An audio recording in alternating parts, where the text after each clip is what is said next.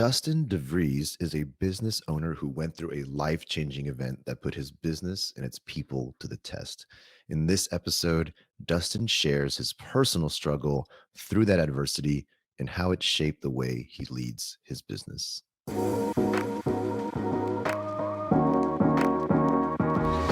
Hello, and welcome to Love as a Business Strategy, a podcast that brings humanity to the workplace.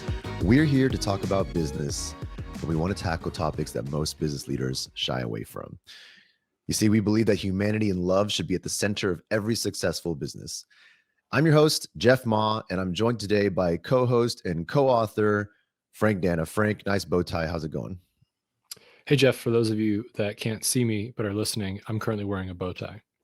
It's very dapper. Each episode, Frank, we dive into one element of business strategy and test our theory of love against it. And today's guest started his own consulting business in technology 8 years ago and has been thriving ever since. And aside from his success in his business, I also invited him on the show today to share a little bit about some personal adversities that he had to overcome, things that affected his life, his health, his business, etc. I really appreciate you joining us. Welcome to the show, Dustin DeVries. Dustin, how's it going? It's going great. Thanks for having me. Yeah, Dustin, we do icebreakers here. They're as awkward as they sound, but I make Frank go first and you'll get the same question. So you have time.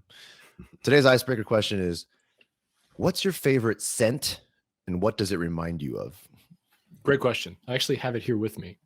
So in the fall, every time that fall kind of happens upon us, which it seems like it's getting earlier and earlier in the year. So just after March, when the fall scents come out, I'm kidding. There's this scented brooms. They're like cinnamon brooms. If you've ever seen them or if walked into any grocery store or any, I guess like Michael's or anything like that, you'll smell these little, I got a mini one here because every once in a while I'll waft it because I really like the smell of cinnamon and kind of for whatever reason, it always makes me feel comfortable and comforted. And so every fall we buy a few of these different brooms and strategically place them through the house. So as I'm walking out the door in the morning, I smell it. And then when I'm walking back in the door from, driving to get the groceries, not going to work because I'm working at home, I'm able to, it kind of like ushers me back into the home. And I really like the scent. And so it's just become a tradition and I really appreciate it. And it makes me feel happy. Well, if you're watching the video version, he held it up. And if you're also watching the video version, you're seeing my face judging him silently. Very judgy, but I have an answer. Good answer. It smells so good. No judgment. That's wonderful. Dustin, same question. What's your favorite scent and what does it remind you of? How do I follow up that answer? I mean, it's like, I think Frank got the question ahead of time. For me, I would say, there's a few different ways to answer this, right? But I'm going to go with fresh cut grass. Ooh, love the smell of fresh cut grass. That doesn't mean that like if my wife happens to watch the show that she needs to find fresh cut grass perfume. That'd be a little different, but or scented candles. Scented candles, I started to go with that. That's okay, but she's actually allergic to them, so we don't really have those very often in the house. But I like the smell of fresh cut grass. It reminds me of the spring, the summer, and before it gets too hot here in Texas. So I'll go with that. Nice. I like it. Listen, I want to jump into this. Dustin, I actually want you to take the stage first and just kind of open-ended kind of start. Tell us your story. Like just tell us, not the whole thing end to end, but just start us off. Who's Dustin and how'd you get here?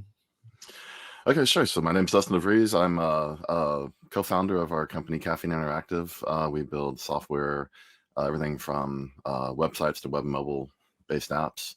Been doing this since 2013 is kind of when we put the stake in the ground of starting our business. Before that, I was doing some freelance consulting. And before that, kind of 2000 through 2010, I was working in the semiconductor industry. So I've been working professionally for about 25 years. During that experience, gone through a lot of great things with starting my own business, meeting some great people, working with some great people. One of the challenges I had was back in 2018, I was diagnosed with cancer, went through a lot of challenges with that.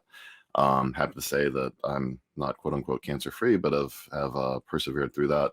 I'm sure we'll probably spend a little time talking on that, but just There's that. Have two wonderful kids that we adopted about 10 years ago, and just yeah, living the dream here in beautiful Dripping Springs, Texas, outside of Austin. I love it. I love it. Tell me a little bit more about Caffeine Interactive. Tell me like kind of, I know you gave the high level, but what's your passion that comes through that business? It's really, I think, just working with people. I don't want to, it's always hard to answer these questions without sounding like too cliche, but I think it really is working with people, helping them solve their problems. And I think especially we work with a lot of small businesses and startups. And so a lot of times they're wearing a bunch of different hats.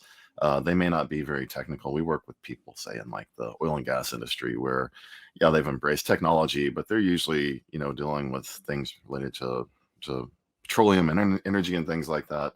And so being able to take something like helping them build a website, helping them automate their business or do something like that, and being able to break it down in a way that they can understand, kind of breaking it down in layman's terms and not just geeking out. I mean, I do have a tendency, because my background is in software development.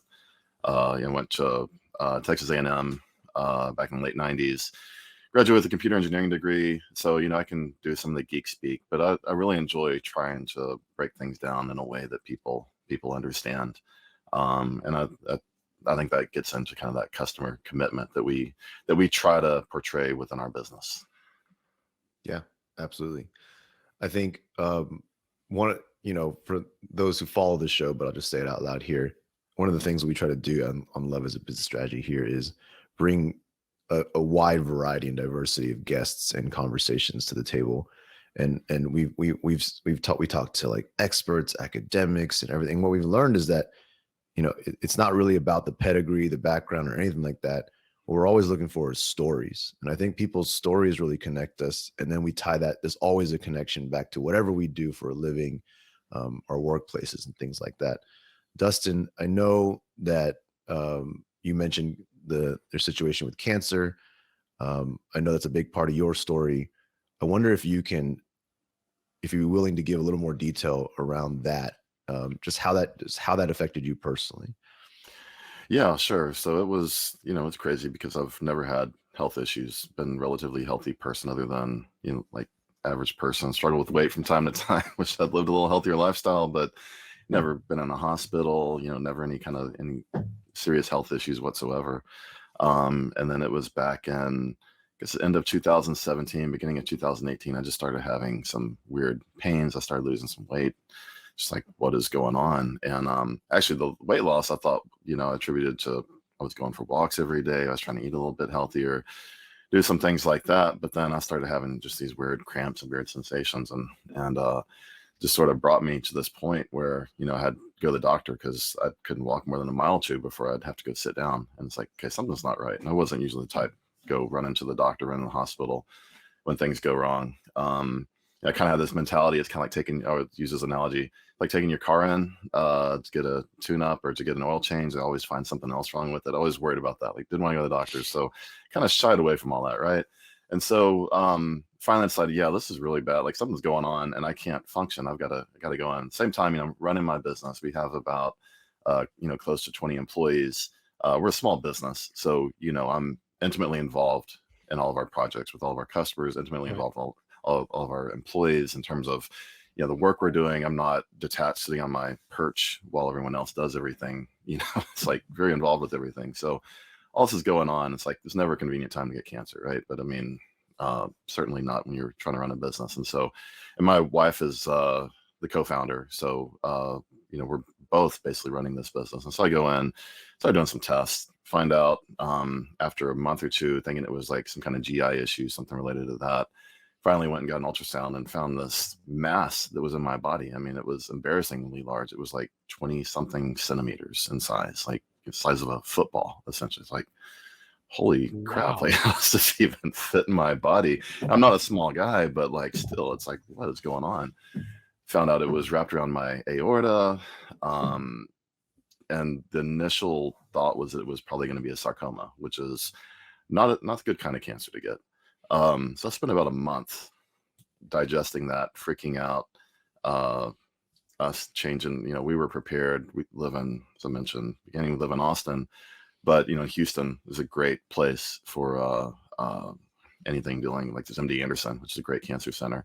We went down to MD Anderson's, thought, yeah, this isn't just like, stage one, let's go work through a few things and maybe graduate up to the big cancer center. So we went down to Houston and started getting tests, got it biopsy and everything else. I actually found out the good news in all this, it wasn't a sarcoma. It actually ended up being testicular cancer. It had metastasized into my retroperitoneal lymph nodes and had ballooned. And these things do happen.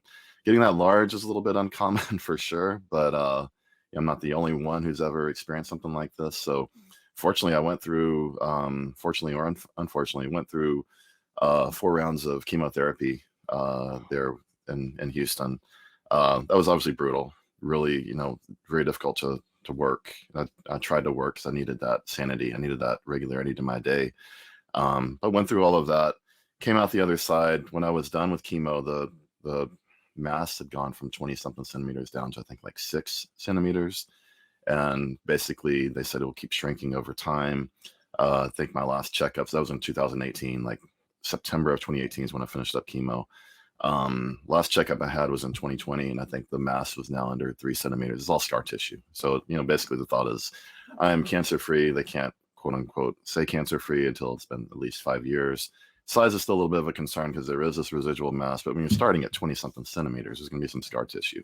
And it's pretty much expected that, I would have some kind of scar tissue mass that would be about this size, and it'll continue to shrink slowly over time. But so I'm cancer free now. I don't have a lot of side effects from that, other than I have some neuropathy that I deal with. Certainly a lot of blessings that came out of it. I think anyone that's ever been through that and been able to get through to the other side and survive it and be able to reflect back on it, walks away from that with something, right? You have some tangible value that, silver lining, whatever you want to call it, that comes from that. And I certainly feel that way. And it's changed the way I reflect on life, the way I run my business, the way I work with my team. It was, somewhat of a life-changing experience, if you will. Wow. Thank you for sharing that. Thanks. That's definitely an incredible story. And I'm happy that you're, from what it sounds like, on the other side of it and kind of just moving forward. How did that impact your workplace in regards to having a 20 or so employee team, your wife also being the co-founder? So this is interconnected in ways that most organizations aren't, when it comes to dealing with a medical crisis and having to go through that process. What type of culture did the organization have in order to kind of sustain the business as you were going through this, or the relationships that you were building with clients?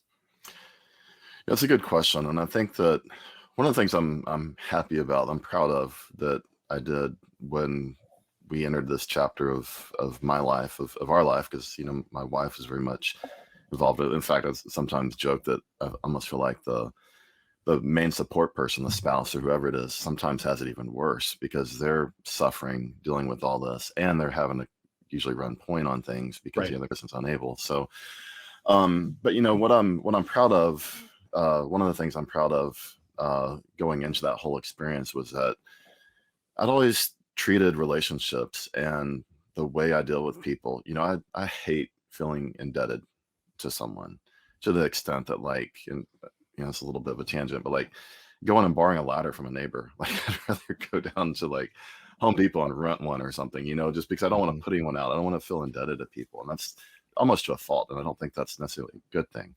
But I think because of that, I've always tried. And then, I kind of couple that with like Stephen Covey wrote a book, 7 Habits of Highly Effective People. Right. And I don't remember the 7 habits. I don't have them memorized. But one of the things I do remember from that was the whole idea behind an emotional bank account, where you make investments and then, you're able to make a withdrawal and not be overdrawn.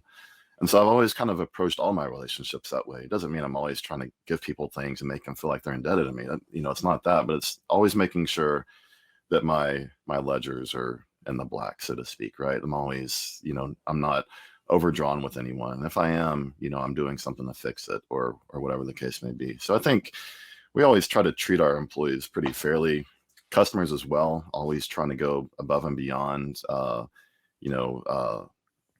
under promise, over deliver kind of thing, just always managing that, so that when we went into this period where it was like for a few months, not really sure what was going to happen, everybody was more than happy to come out and help and be supportive. And, also really changed my mindset from a personal perspective, just because I think that I'm sometimes a little bit cynical about things. And, my wife tells me I'm really cynical. I think I'm more of a realist, but, probably somewhere in between those two truths. But like just realizing just how good people really are, especially in this day and age where everything is so politically Polarized. charged and polarized. And we all just tend to sit there and think that, we look at ourselves and we think everyone else is crazy. And it's like, I realized it really recalibrated my thoughts with people and thinking, you know what, people are generally good.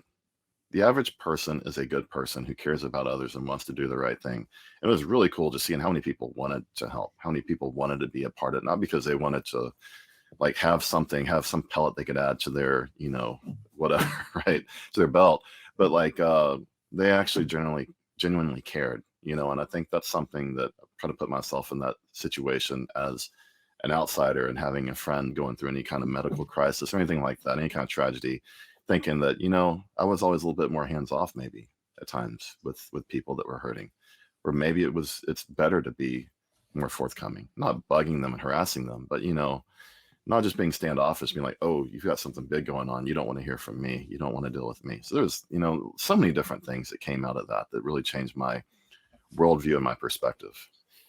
Do you think that your kind of the pre-cancer Dustin, when you were building this organization, this business from 2013 to 2017, were you thinking about work-life integration or work-life balance as being a little bit more structured, more rigid in terms of how you were building the organization? And did that change after that? Or do you feel like you had built this consistency around how to view, work-life integration and balance?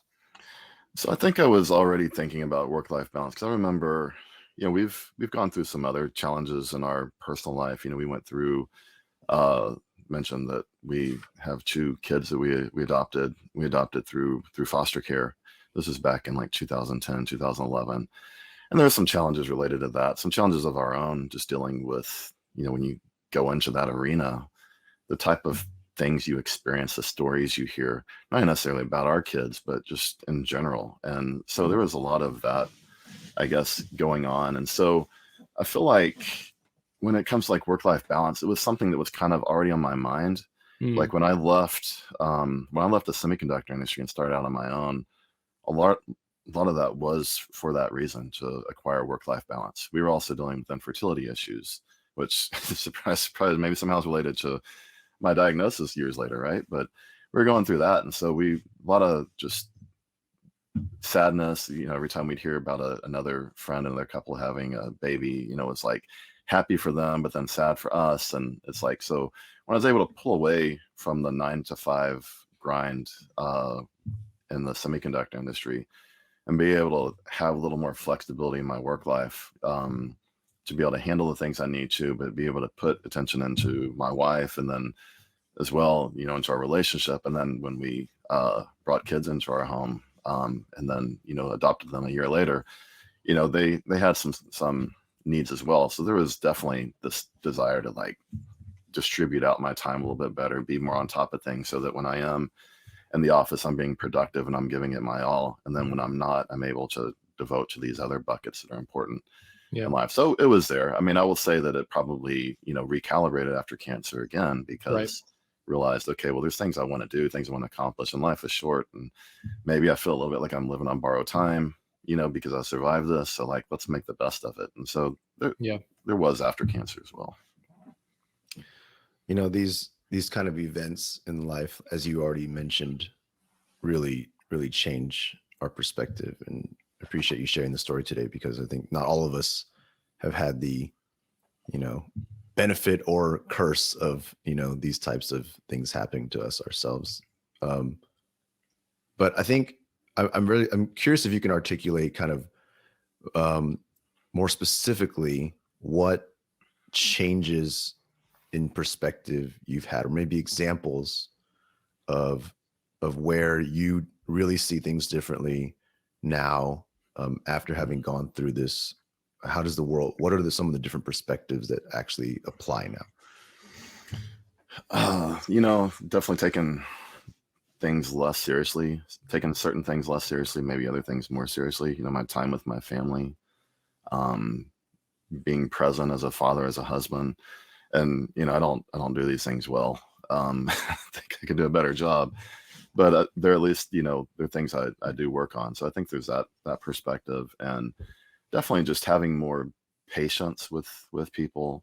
Even things like now, going through COVID and all this, we've got employees that are taking off to go get vaccinated, go get a booster shot, and like before I maybe didn't really think about it. Now I'm like, well, like if you need to take some extra time off, like obviously that's totally fine. And let's not worry about PTO on this sort of thing, giving some flexibility there and stuff like that. We even considered for a while moving to like a structure within our business of kind of the what do they call it, bottomless PTO, or not having any Unlimited, allocation. Unlimited. Yeah, unlimited. Going with a model like that, just some legal aspects of it, we opted against that, but it's just something I've thought about with our employees, like being compassionate to them. And like when somebody has some kind of personal issue that comes up, and somebody's sick or somebody's in the hospital or whatever else, just trying to be aware of that and not just be so structured, like, okay, when are you going to be back?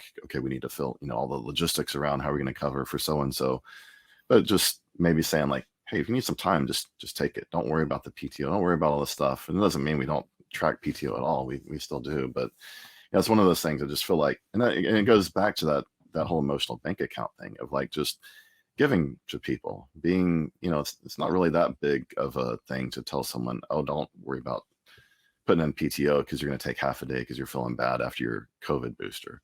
That's not a big impact to us as a company, but to them, knowing that we care and being able to do that sort of thing, I think is huge, because at the end of the day, we care about, I think, as employees and as owners and whatever your role is, you certainly care about the financial aspects of everything you do, but there's so many other intangibles that are just as important, if not more important, to your happiness and success in your job than just what kind of paycheck you're bringing home each week. And I think that's something that we really tried to focus on more. But our team is distributed. We have a development team over in the Philippines, another development team down in South America.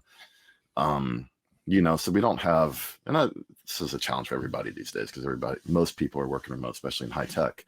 But so it's difficult to build that culture the way you can when you're all in the same office, but we've tried to nonetheless.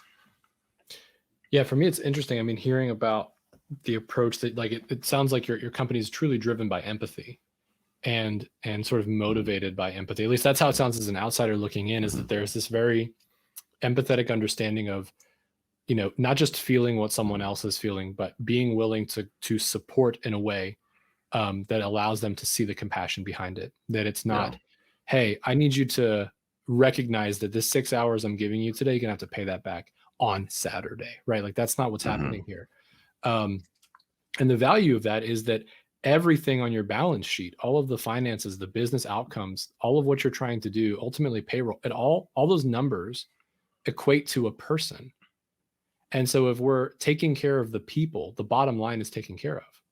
Right. So creating an environment and an ecosystem where people feel like they belong, like they're included, like there is real compassion, you're going to see performance improve. You're going to see individuals care and be willing to show up, and sometimes even put in additional effort when necessary, when they know they have to support others. And that's something that's true for us. I'm wondering, is that something that you have also seen in regards to the outcomes from operating from a place of empathy? Without a doubt. And I think the challenge, though, is to make it authentic, because it does come from an authentic place, right? I think as a small company, it's much easier for us to do, because I'm talking to every single one of our employees on a daily basis, and I know what's going on, and we're constantly in contact with each other. When you get to be a larger organization, obviously that's a real challenge. You start systematizing a lot of this stuff, right? Yes, And yep. that's where it comes out as maybe not as genuine. And I don't know that all, sometimes you look at some of the things that go on, sometimes I have my own doubts about certain brands and like, are they really empathetic? Are they really, is it really about they see some kind of financial benefit or maybe some other kind of benefit? But I think at the end of the day, I don't necessarily want to, if someone's doing the right thing, you can always be judgmental about that. And that's not even my point in this, is to go off and start criticizing things, because I think that there's a lot of good that's going on in that, from that perspective as well. But definitely for us, I mean, leading with empathy and like just trying to do the right thing, not necessarily thinking about it from, I mean, it certainly crosses my mind, and I think back to like some of the first customers we had, and you have an opportunity to make a lot of money on one project, or you have an opportunity to build a nice relationship that's going to create a long-term relationship. And I've always tried to play the long ball from a business strategy perspective with our customers. Right. And there's probably some, you think like altruism and some of these sort of things, like there's probably some element of like, yeah, like back of my mind, something consciously or subconsciously is thinking, well, if I do this, it's going to benefit our company more, and we're going to make more money. But I'm not trying to lead with that. I'm really trying to check all that in and just say, let's do what's best for the employees, for our customers. Play that long ball, because I think it will pay dividends down the road if we treat people the way we would want to be treated in the same situation. So it goes for customers, it goes for employees, it goes for everybody that we associate with, our vendors, whoever it might be, just treating them fairly and being respectful. And again, I think we have an unfair advantage being a smaller business than maybe larger companies do, because we're able to do that, just more reactionary than as opposed to having some kind of system, Right. an SOP plugged in somewhere that we're pulling out and using to figure out what do we do when someone says when they're sick. Okay, well, we go to section 3.1 and do that. It's not like that, right?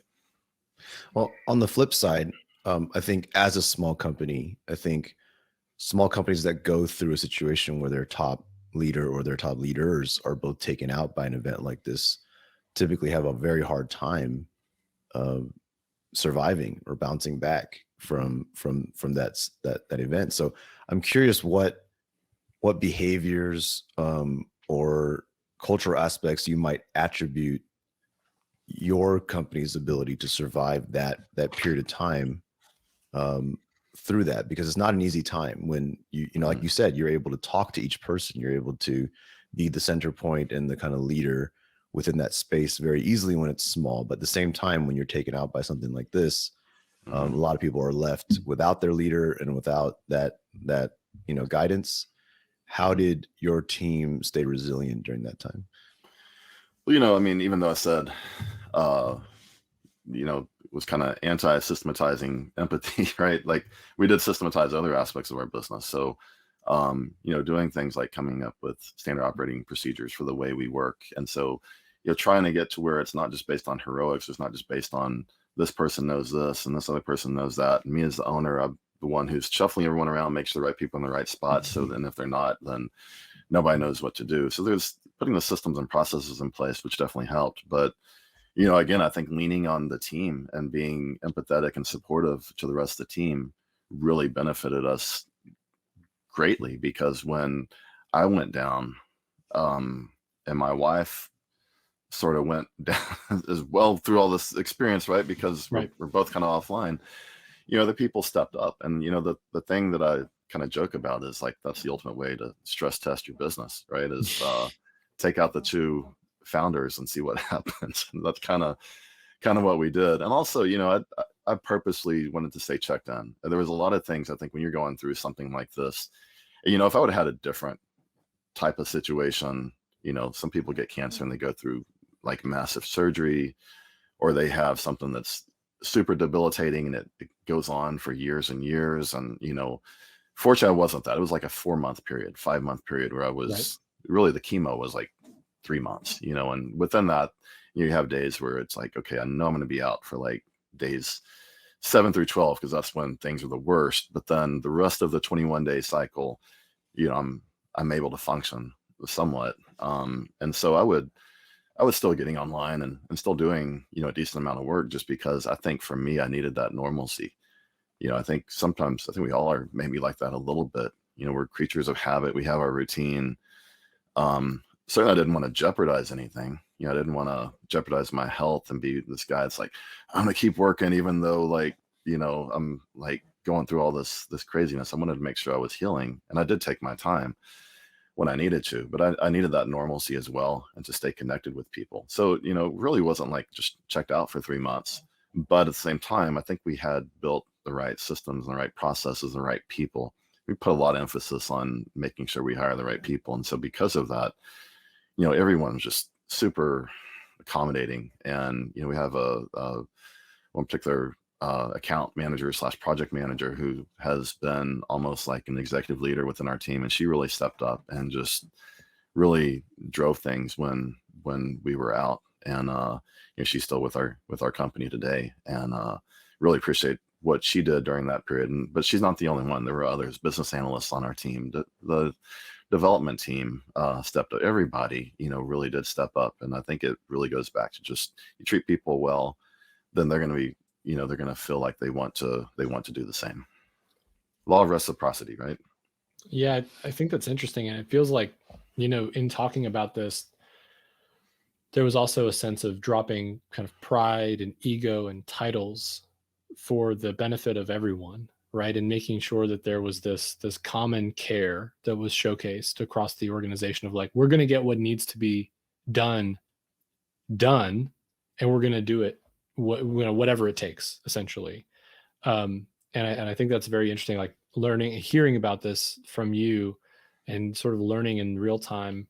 I can hear that there was this approach towards kind of the reduction of the ego and the necessity around titles, and there was more vulnerability around, hey, I'm ready to jump in, I'm ready to empower other people, I'm ready to be empowered by other people, I'm ready to kind of create these more like tighter bonds of trust. Like all of these elements were at play. At least that's how it sounds to me, in order to be able to effectively do what needs to be done, even in that short period of time. Yeah, I think you're right. To kind of respond to that, I mean, one of the things I think about, this is a management tactic I picked up, not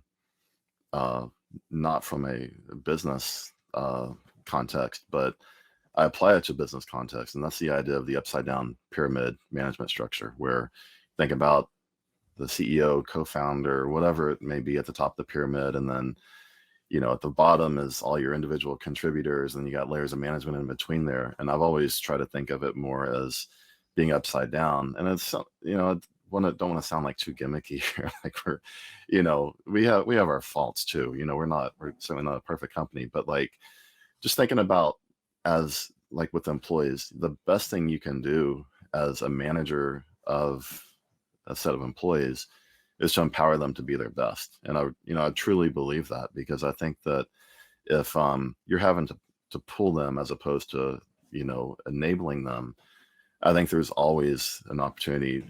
There's a missed opportunity there if you don't approach things that way.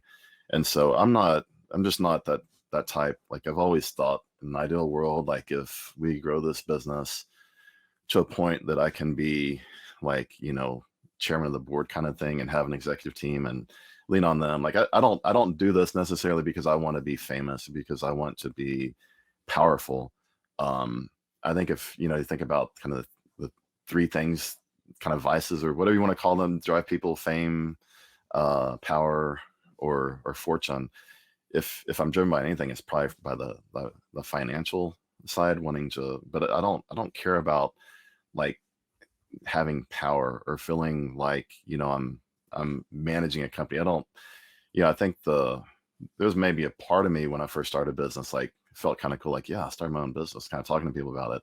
Well, like so far beyond that, I think to me, I just want to do well, serve our customers, build a company of good people, make some money in the process. And I don't know how some of these people do it that build these massive companies and they have no anonymity. I can't say it. They're no longer anonymous, right? Everyone knows who they are, right? And I don't know that I'm really that type of person. I would rather be able to, I like not being front and center, I guess, and that maybe that ties into ego. Maybe it has to do with just being, not big on those sort of things. I don't know what it is. I think one of the things that we see consistently in working with just humans in general, but especially in a business context, is that your next crisis is out there waiting for you. And it's like, it's very easy, especially in good times, to kind of be like, okay, well, let's keep the ball rolling. Let's increase profits. Let's do more and more and more. And we're not always, it's easy to look back at crises you've gone through and see kind of like, okay, what made it work, what didn't. And not enough of us are kind of saying, are we resilient now today for the inevitable crisis, the inevitable thing that's going to hit us? And it can be anything. It can be cancer, but it could also just be economic downturn. It can be a competitor. It can be a lot of things, right?